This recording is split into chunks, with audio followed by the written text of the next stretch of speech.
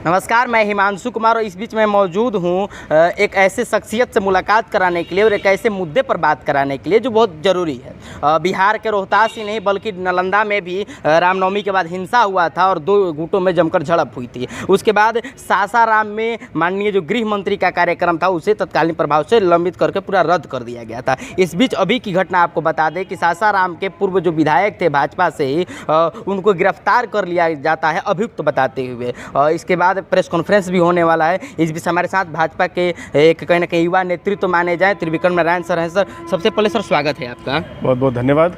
Sir, एक बात बताइए सर कि सासाराम में जो हिंसा होती है उसके बाद भाजपा के ही विधायक का गिरफ्तारी करना यह राजनीति से प्रेरित मानते हैं या क्या मानते हैं सर आप? निश्चय ये पूरी तरीके से राजनीति से प्रेरित है और बंगाल कहीं न कहीं बिहार कहीं ना कहीं अब बंगाल के रास्ते पर चल चुका है। यहाँ पे भारतीय जनता पार्टी के कार्यकर्ताओं को टारगेट किया जा रहा है।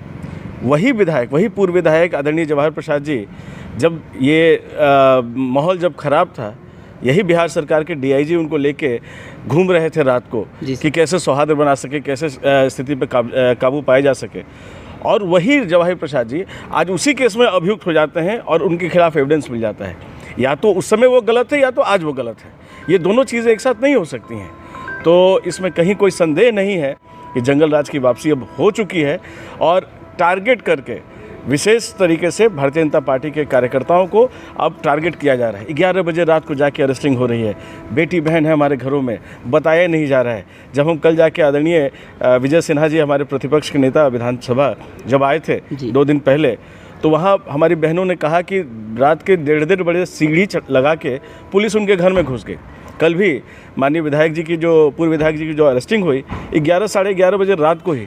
जो व्यक्ति दिन भर समाज के बीच में रहता है, एक दिन पहले सर्किट हाउस पे प्रेस कॉन्फ्रेंस हो रही है, कहीं भाग नहीं रहे हैं। अगर आपके इन्वेस्टिगेशन में कहीं दिख रहा हो कि वो भाग रहे हैं कहीं, तब तो समझ में आता है कि रात को आप जाके धर दबोच रहे हैं। लेकिन एक जब वो व्यक्ति सुलभ अवेलेबल है आपके बीच में, तब इस तरह की घटना का क्या मतलब है? टारगेट भाजपा के ही नेताओं और कार्यकर्ताओं को क्यों किया जा रहा है? डर गए हैं नीतीश जी। और ये महागठबंधन की जो सरकार है वो भारतीय जनता पार्टी जिस तरीके से अपने दम पे अभी अपना मन बना चुकी है और जनता ने जिस तरह से अपना मन बनाया हुआ है कि इस बार महागठबंधन की सरकार को ये बैकडोर से एंट्री जो सरकार ने ली है इसको उखाड़ के फेंक देना है, इसका जनादेश उनको साफ दिख रहा है। इसलिए वो कोशिश कर रहे हैं कि मनोबल तोड़ दे भारतीय जनता पार्टी के कार्यकर्ताओं का, लेकिन ऐसा होने वाला नहीं है। जितना हमारे ऊपर वो प्रहार करेंगे हम उतना मजबूती से बाहर निकलेंगे। सर, क्या इसमें आप जानते हैं कि क्या नीतीश जी नाकामी अपना छुपा रहे हैं, कि उनके अधिकारियों की नाकामी छुपाई जा रही है भाजपा के आड़े ला करके? अपने दोनों दंगों को देखे, जो हाल की घटना रामनवमी में हुई, दोनों जगह गृह मंत्री जी का कार्यक्रम था। और निश्चय अगर ये सरकार की नाकामी नहीं तो इसको और क्या कहिएगा कि जहाँ पर गृह मंत्री का कार्यक्रम हो वहाँ इस तरह के दंगे हो रहे हैं। और वहाँ पे सरकार साफ दिख रहा है कि सरकार एडमिनिस्ट्रेशन में फेल हो चुकी है। वो कुछ काम नहीं कर पा रही है, नियंत्रण नहीं कर पा रही है, तो इसको सरकार की फेलियर ही कहेंगे। और जब भारतीय जनता पार्टी के साथ में सरकार थी एनडीए की, उस समय तो साफ दिखता था कि कैसे न्याय का राज था। नीतीश जी भी कहते थे न्याय के साथ राज करेंगे हम यहाँ पे। आज कहाँ गया ये सब कुछ? आज तो वो जंगल राज की गोद में खुद जाके बैठे हुए हैं। वहाँ न्याय की उम्मीद ही हम क्या कर सकते हैं? वो विधायक जो सौहार्द बनाने में लगा हुआ था, प्रशासन की मदद कर रहा था, हम सब साथ में थे वहाँ पे, किसी ने विरोध नहीं किया। आज हम सब, हमारे कार्यकर्ता अरेस्ट हो रहे हैं, नगर के हमारे अध्यक्ष अरेस्ट हो चुके हैं। भारतीय जनता पार्टी के कार्यकर्ता, मैंने आज आग्रह किया कि अगर प्रशासन को लगता है तो हम सब थाने के बाहर ही सो जाया करेंगे, घर मत जाइए, यहीं से जिसको अरेस्ट करना है आप कर लीजिए। जब हम ही टारगेट हैं तो हम आपके साथ चले आते हैं। जी सर, तो टारगेट तो कर लिया गया है सर, आगे की भाजपा की जो कहीं ना कहीं कदम होगी वो क्या होगी सर? देखिए, भारतीय जनता पार्टी ने पहले भी सड़क से सदन तक संघर्ष करके बिहार को जंगल राज से मुक्ति दिलाई थी। हमको कोई सत्ता का लाभ कभी नहीं रहा। हम तो वो पार्टी है कि एक बार दाग लगता है तो सत्ता को एक बार लात मार के हम आगे बढ़ जाते हैं। भारतीय जनता पार्टी संघर्ष की राजनीति करती है।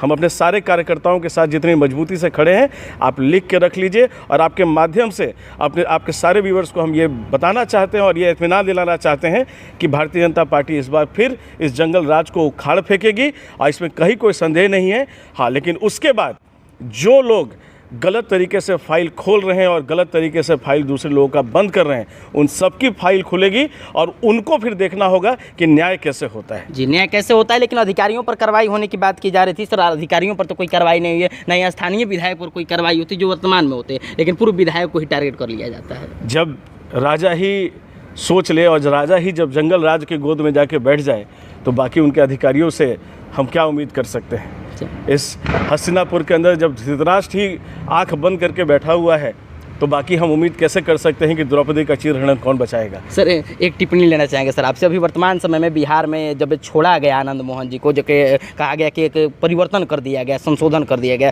तो इस मामले को लेकर सर आपकी क्या राय है सर? आनंद मोहन जी को तो अगर निर्दोष थे तो निर्दोष तो आज ही तो थे नहीं वो जी। उनकी सज़ा तो बहुत पहले पूरी हो चुकी थी। मुझे तो लगता है कि इसमें आनंद मोहन जी को आगे बढ़ के और जिन लोगों ने उनको गलत तरीके से इतने दिनों तक जेल में रखा उनके खिलाफ पहले उनको होना चाहिए था। अच्छा। और उसके बाद उनके नाम पे आप देखेंगे 18 लोग 17-18 लोग और छूटे हुए, 27 के करीब हैं। 27 के लोग और छूटे। एक बार जरा उनको भी देखना चाहिए कि आनंद मोहन जी के नाम पे और कितने लोगों को छोड़ा गया है और आगे आने वाली सूची कितने वैसे लोगों की बन रही है। तो आनंद मोहन जी को तो सिर्फ एक मुखौटा बना के छोड़ा हुआ है और मुझे लगता है कि आनंद मोहन जी से बढ़िया तरीके से इस बात को कोई नहीं जानता है कि उनको फंसाया किसने था। सज़ा खत्म तो अचानक कल या परसों हुई नहीं थी, सज़ा तो परसों पहले भी खत्म हो चुकी थी। इतने दिन से सरकार क्या कर रही थी? ये आनंद मोहन जी एक समझदार व्यक्ति हैं। बिहार की जनता एक समझदार जनता है। बिहार की जनता देश की दिशा और दशा राजनीतिक रूप से तय करती है। तो मुझे लगता नहीं कि इसमें कुछ भी ऐसा नहीं है जो हम सब नहीं जानते हैं। और आनंद मोहन जी, मुझे लगता है कि इसका जवाब उनको खुद देना चाहिए कि जिन लोगों ने, जिस राजा ने उनको खुद ही कैद करके रखा हो, आज अगर वो छूटते हैं तो उनको देखना चाहिए कि उनको उतने दिन रखा किसने था। तो चलिए, आप सुन रहे थे त्रिविक्रम नारायण सिंह सर को। ये लगातार बने रहेंगे इस रिपोर्ट को लेकर के। लेकिन सर, जाते जाते एक अंतिम बात बता दीजिए कि अगर उन्हें नहीं छोड़ा जाता है जवाहर प्रसाद जी को, तो आगे क्या आप लोग भी धरना प्रदर्शन पर बैठने वाले हैं या कुछ और आगे कीजिएगा सर? भारतीय जनता पार्टी का एक एक कार्यकर्ता कानून को मानने वाला है, संविधान के रास्ते पर चलने वाला है। हम उपद्रव नहीं करते हैं। हम संविधान के बीच पे चल के, संविधान के बताए हुए रास्ते पे चल के, बाबा साहब अम्बेडकर के रास्ते पे चल के हम लोग अपने प्रतिरोध को जारी रखेंगे। न्यायालय अपना काम करेगी, न्यायालय के हर एक आदेश का हम पालन करेंगे वहाँ पे। लेकिन टारगेट अगर किया जाएगा भारतीय जनता पार्टी के एक बूथ से लेकर सदन तक के कार्यकर्ताओं का, तो भारतीय जनता पार्टी एक पार्टी नहीं, परिवार है। दुख सुख और संघर्ष में हर जगह हम सब एक साथ बुलंदी से खड़े हैं। इसमें किसी को कोई शक शुबा नहीं होना चाहिए कि आज अगर एक के घर में घटना घटी है तो बाकी लोग घर बैठेंगे। हर संघर्ष के लिए हम तैयार हैं, यहाँ पर हर संघर्ष के लिए तैयार है। तो चलिए, बन रहे ऐसे ही हमारे साथ, मिलेंगे अगली वीडियो में। धन्यवाद।